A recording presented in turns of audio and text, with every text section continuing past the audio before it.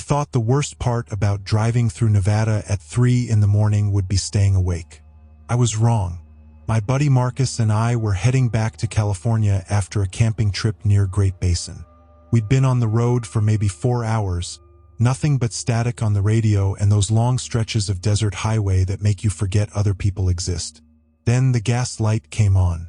Marcus was asleep in the passenger seat, head against the window, so I didn't wake him. The GPS showed a station about 12 miles ahead. I figured we'd make it. The place appeared out of nowhere, like it had been hiding behind the dark.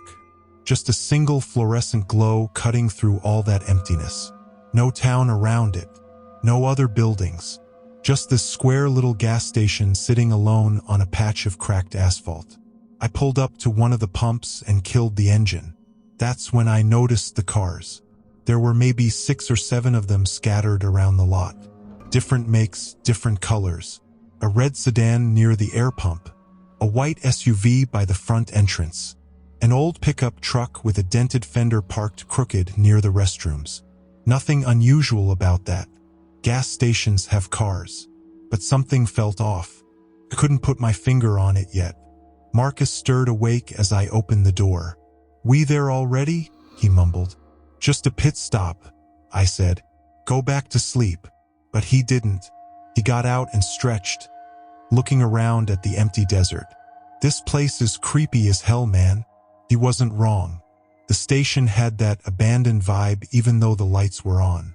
No movement inside. No attendant visible through the windows. Just shelves of chips and candy and rows of refrigerated drinks glowing behind glass. The fluorescent bulbs hummed. That was the only sound. No wind. No insects. Just that electric buzz pressing against the silence. I started pumping gas, and that's when Marcus said it. "Dude, look at that." He was staring at the red sedan. I followed his gaze to the license plate. Nevada plate. Nothing weird about that. Then he pointed to the SUV.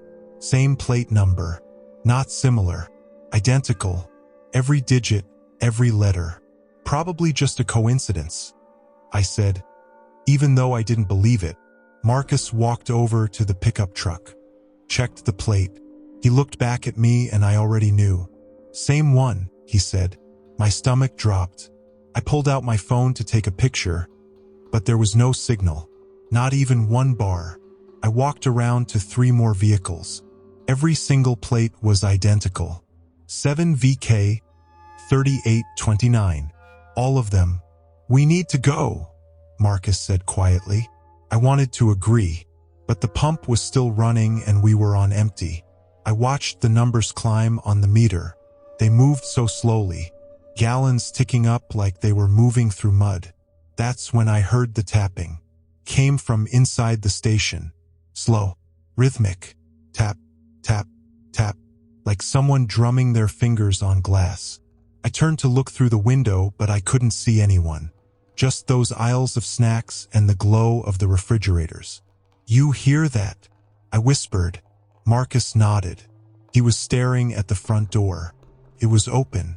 Not all the way, just a crack. I was certain it had been closed when we pulled up. The tapping stopped. The pump clicked off. Finally, I pulled the nozzle out and hung it back up, but my hands were shaking. We both got back in the car without saying anything.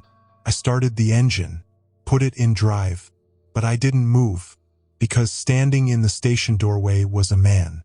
He hadn't been there a second ago.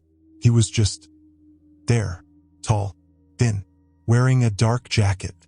His face was in shadow, but I could feel him looking at us. Not just looking, studying. "Drive," Marcus said. I pressed the gas. We pulled away from the pump and I aimed for the exit. But as we passed the station entrance, the man stepped forward into the light. His face was wrong. Not deformed, not monstrous, just wrong. Like a photograph that had been slightly warped. His eyes were too far apart. His mouth didn't quite sit right on his face. And he was smiling. I hit the gas harder. We shot out of the lot and back onto the highway. Neither of us said anything for a full minute. I kept checking the rearview mirror. Nothing but darkness behind us. What the hell was that? Marcus finally said. I didn't answer, because in the mirror I saw headlights, far back, but coming fast. 2 pairs of headlights, then 3, then 4, all of them accelerating, all of them closing the distance. I pushed the speedometer past 80, then 90. The lights stayed with us. They weren't gaining, but they weren't falling back either. They just stayed there, matching our speed perfectly, like we were all tied together by some invisible string. They're following us, Marcus said. My hands were slick on the wheel. I thought about pulling over, letting them pass, but something told me that was a bad idea, a very bad idea. Then, one by one, they started turning off. The first set of lights vanished down a side road, then the second, then the third, until it was just us and 1 pair of headlights. They stayed behind us for another 5 miles. Then they disappeared too. Just gone. No turn. No exit. They just weren't there anymore. We drove for another hour before either of us spoke again. When we finally hit a town with streetlights and fast food restaurants, I pulled into a 24-hour diner and we went inside. The waitress looked at us like we'd seen a ghost. You boys okay? She asked. I told her we were fine, just tired. Marcus ordered coffee. I couldn't drink anything. My hands were still shaking. After a while, an older guy in a trucker hat sat down at the counter next to us. He looked over at me and said, "You coming from the east?" I nodded. "You stop anywhere?" he asked. I didn't want to answer, but something made me. Yeah, a gas station, middle of nowhere. He stared at me for a long time. Then he said, "What did you see?" "All the cars," I said quietly. They had the same plate. The trucker took a sip of his coffee. He didn't look surprised. He looked tired. "You're the 3rd person this month who told me that," he said. "Whatever that place is, it ain't a gas station." He left cash on the counter and walked out. I never saw him again. That was 6 months ago. I still think about it. I tried finding the place on Google Maps. Street view, satellite, nothing. There's no station on that stretch of highway. At least not one that shows up. Marcus won't talk about it anymore. Says it messes with his head. But sometimes, late at night when I'm driving, I check the plates of the cars around me, just to make sure they're different.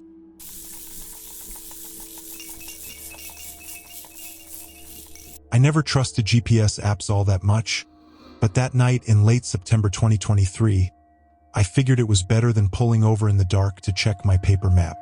The screen glowed blue against the dashboard of my old Ford F-150, leading me off Interstate 70 somewhere west of Salina, Kansas. "Turn right in 500 feet, it said, calm as ever. I did. The pavement gave way to gravel, then dirt. No signs, no lights, just endless fields under a moonless sky. I should have turned back then. What started as a shortcut turned into something else. The app promised it'd shave an hour off my drive to Denver, where I had a job interview lined up for the next morning. But as the truck bounced along that narrow path, I noticed the signal bars on my phone dipping to nothing. No big deal, I thought, rural Kansas does that. Still, a knot formed in my gut when the headlights caught a rusted gate half open ahead, like it was waiting for me. I'm a sales rep for farm equipment used to long hauls across the Midwest. That trip was no different. Left Wichita around 8 p.m. on September 28th.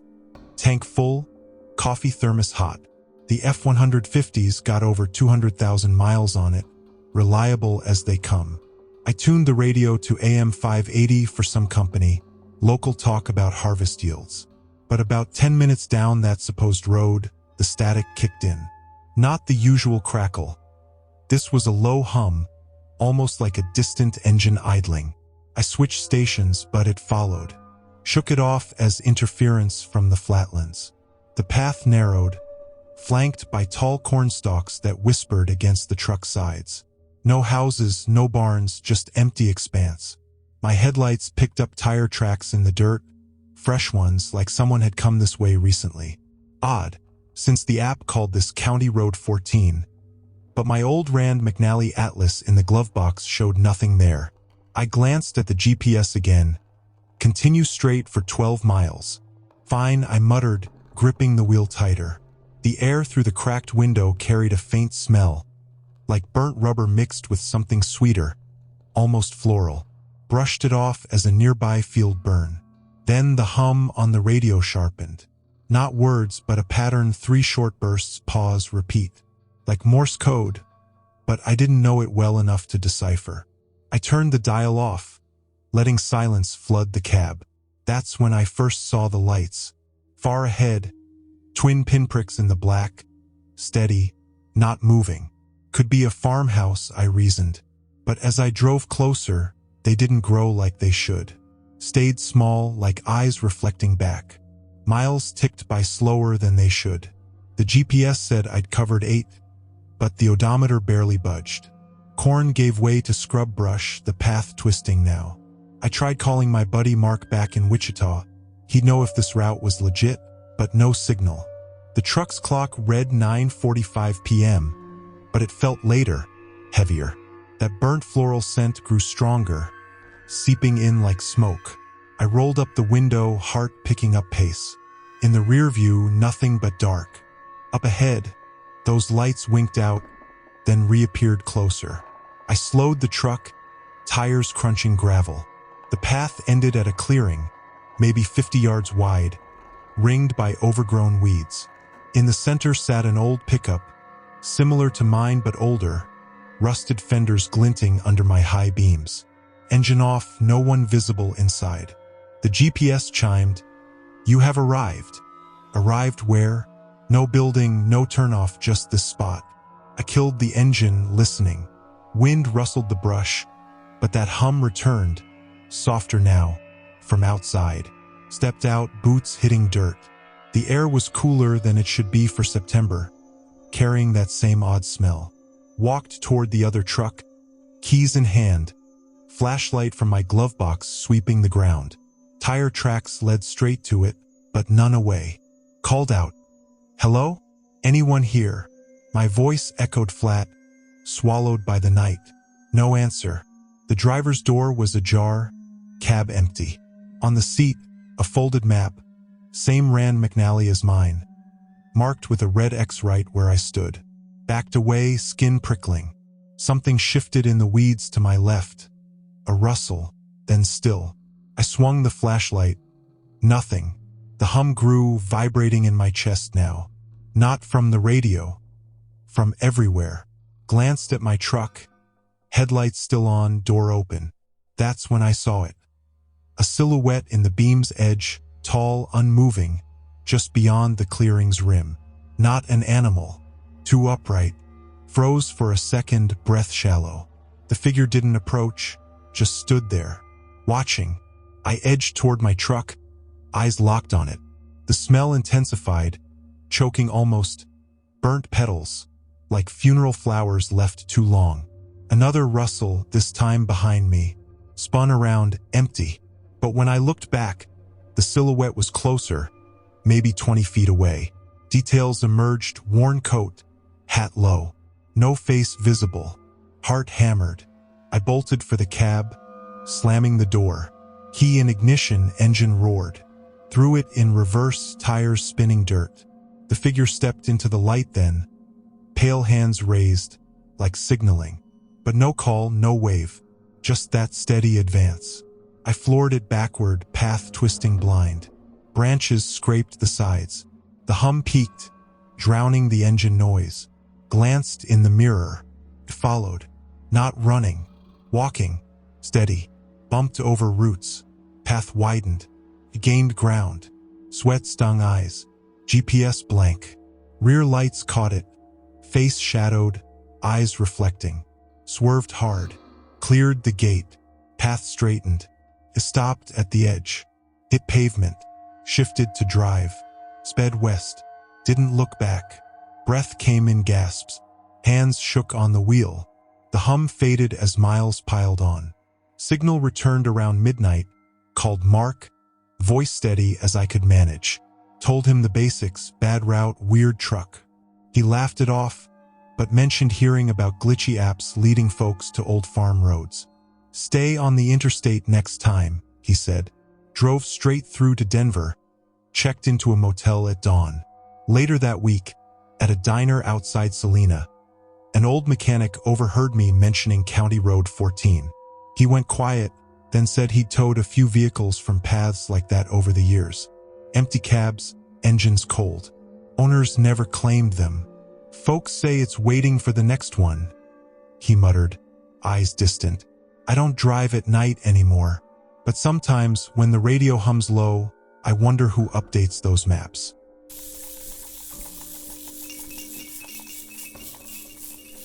I never thought accepting a ride from a stranger could unravel everything I knew about coincidence.